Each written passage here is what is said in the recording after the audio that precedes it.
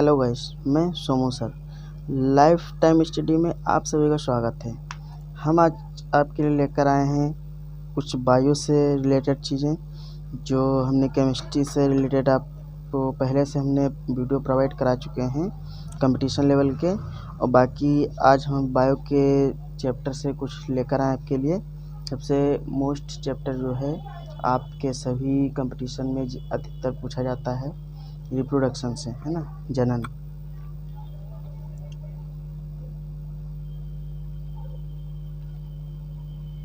है ना, रिप्रोडक्शन से आपके जब बहुत ज़्यादा पूछा जाता है रिप्रोडक्शन से, है ना। तो आप लोग जानते हैं कि रिप्रोडक्शन को हिंदी में जनन बोलते हैं, जनन।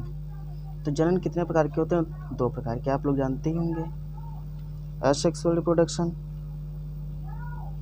सेक्सुअल रिप्रोडक्शन, ठीक है, और सेक्सुअल रिप्रोडक्शन। तो आप लोग ये भी जानते हैं कि असेक्सुअल रिप्रोडक्शन क्या होता है और सेक्सुअल रिप्रोडक्शन क्या होता है, लेकिन हम थोड़ा सा दोबारा आप लोगों को रिवाइज कराना चाहते हैं कि जो हम आपको पढ़ाएंगे बायो में वो आपका होगा पुष्पीय पौधों में लैंगिक जनन, जो आपके एग्ज़ाम में काफ़ी बार जनन से पूछा जाता है। तो पुष्पीय पौधों में लैंगिक जनन कैसे होता है वो आज हम आपको डिफाइन करेंगे, ठीक है। तो आप लोग सबसे पहले जान लीजिए कि जनन क्या होता है। जनन 2 प्रकार से होते हैं, एसेक्सुअल रिप्रोडक्शन, सेक्सुअल रिप्रोडक्शन। जो असेक्सुअल रिप्रोडक्शन होता है, इसमें क्या होता है, एक ही जनक की आवश्यकता होती है, ठीक, और इसमें 2 जनक की आवश्यकता होती है। 2 जनक कौन से? मेल एंड फीमेल, ठीक है। और इसमें एक ही जनक होता है, चाहे जो भी हो, ठीक है। जैसे अमीबा हो गया, अमीबा क्या करता है, अपनी फोटो कॉपी निकाल देता है, ऐसे 2 अपने को तोड़कर क्या बना देता है, 2 बना देता है। ये 2 क्या करेंगे, नेस्ट बनाएंगे, है ना। तो यही टूटते टूटते आप अपने आप ही नई संतान उत्पन्न कर सकते हैं। एक ही बंदा क्या कर सकता है, नई संतान उत्पन्न कर सकता है इसमें, ठीक है। और ये क्या करते हैं, मेल फीमेल 2 मिलकर नई संतान उत्पन्न कर सकते हैं। इतनी बात समझ में आई। अब थोड़ी सी डिफिनेशन देख लीजिए कि जनन क्या होता है। अगर जनन नहीं होता ना तो जो जनरेशन बढ़ती है ये नहीं होती ना, कोई जनरेशन नहीं होती। जो जनन ही न होता तो जनरेशन होती नहीं होती। तो जनन होना क्या बहुत ही आवश्यक है। जैसे जनन की थोड़ी सी डिफिनेशन देखिएगा, एक ऐसी जैविक प्रक्रिया है जिसमें जीव अपने समान संतति उत्पन्न करता है ना। तो क्या होता है जनन? जनन की डिफिनेशन क्या है?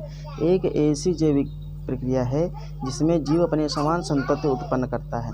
और असेक्सुअल रिप्रोडक्शन की डिफिनेशन क्या है?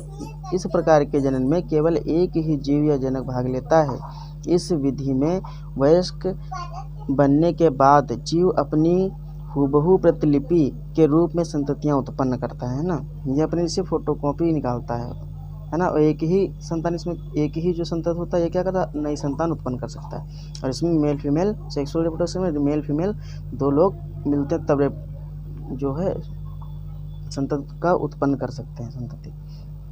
तो सेक्सुअल रिप्रोडक्शन की थोड़ी सी डिफिनेशन ये है, इस प्रकार के जनन में 2 लोग भाग लेते हैं जैसे नर और माता, ठीक। अब ये 3 चीज़ कन्फर्म हो गई।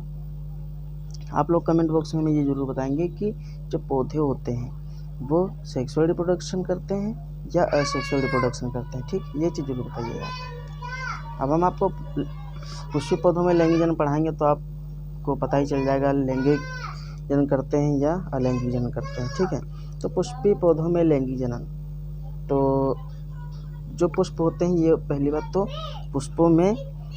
पौधों में पुष्प क्या होता है, लैंगिक अंग होता है। पुष्प जो है पौधों में ये लैंगिक अंग है ना। लैंगिक अंग कौन सा है? पुष्प है पौधों में, ठीक। ये चीज़ कन्फर्म हो गई। अब ये देखिएगा कि जो है तो पौधे कितने प्रकार के होते हैं? 5 प्रकार के होते हैं ना।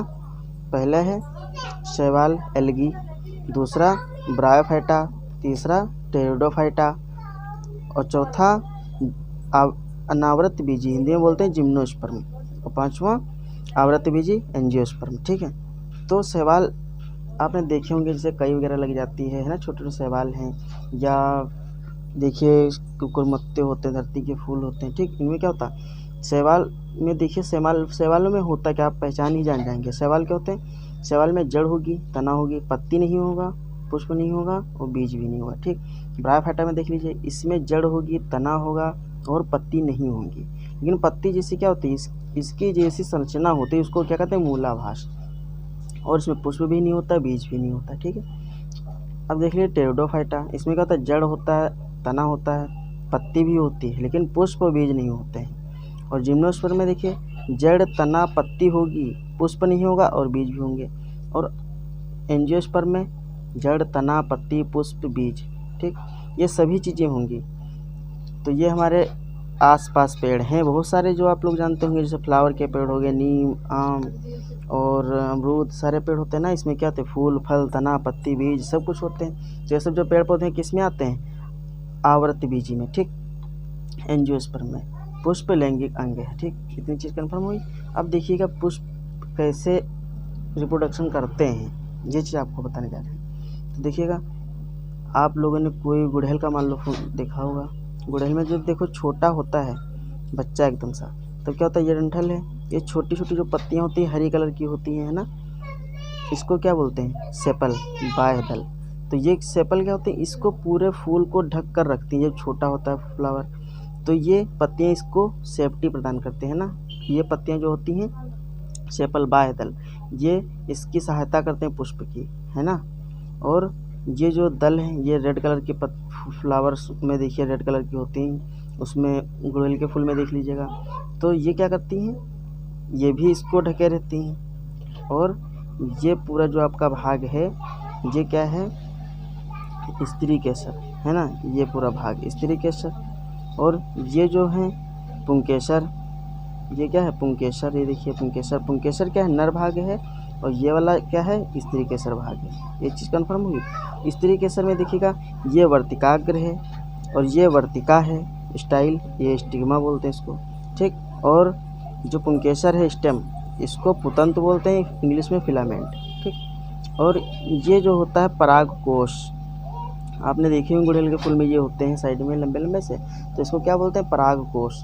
परागकोश के अंदर क्या होते हैं, परागकण होते हैं, परागकण के अंदर नर युग्मक मेल गेमेट, है ना, परागकण के अंदर क्या होते हैं, मेल गेमेट। तो ये कौन सा होता है, स्त्री केसर, है ना। ये क्या है, मादा युग्मक। मादा युग्मक कौन सा है, ये वाला जो दिख रहा है आपको पोर्शन, ये क्या है, मादा युग्मक है।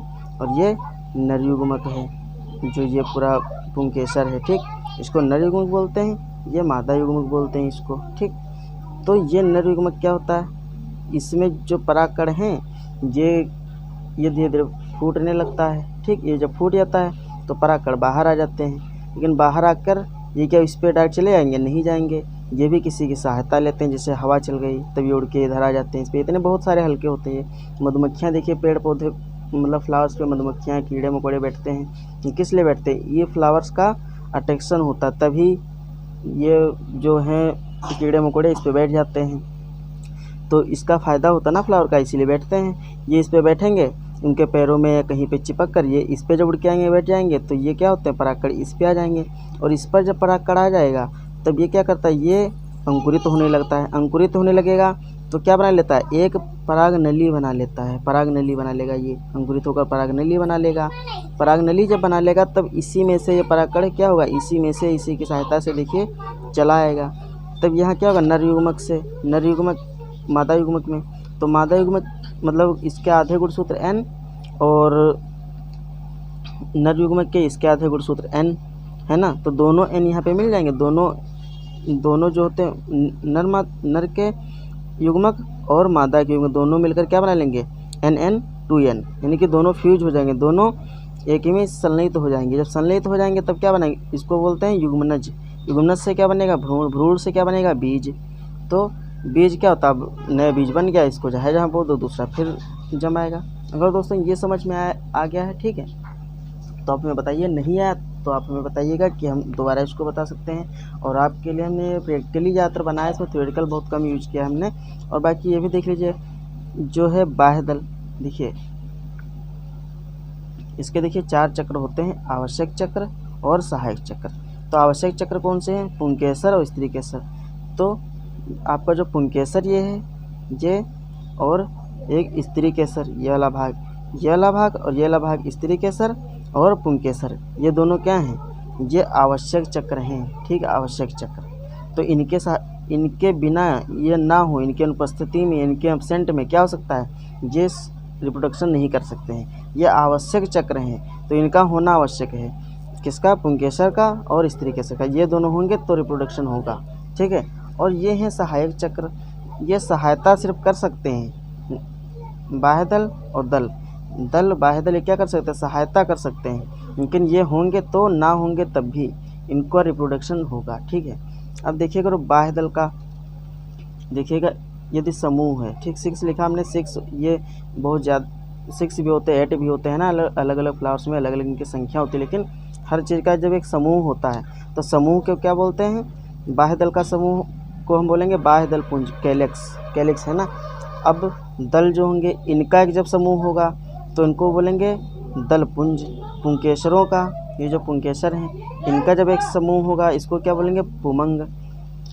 और स्त्री केसर का जब पूरा एक समूह होगा तो इसको क्या बोलेंगे, जायांग। ये तो आप लोग जानते हैं, फ्लावर देखेंगे आप प्रैक्टिकली, फ्लावर देखकर ये सभी चीज़ अनुमान लगाएंगे कि कैसे कैसे क्या होता है। ठीक है। बाकी आप लोग ये अब तो जान ही गए होंगे कि रिप्रोडक्शन कैसे करते हैं फ्लावर्स, है ना। परागकण, ये क्या होता है, पुंकेसर में होंगे परागकण, परागकण के अंदर क्या होते हैं, नरयुग्मक होते हैं, वही परागकण नरयुग्मक होते हैं। ये वर्तिकाग्र पे आकर इसमें से अंकुरित होकर ये पराग नली बना लेंगे, ये पूरा क्या है, अंडाशय है, ये वाला पूरा देखिए लिख रखा हमने।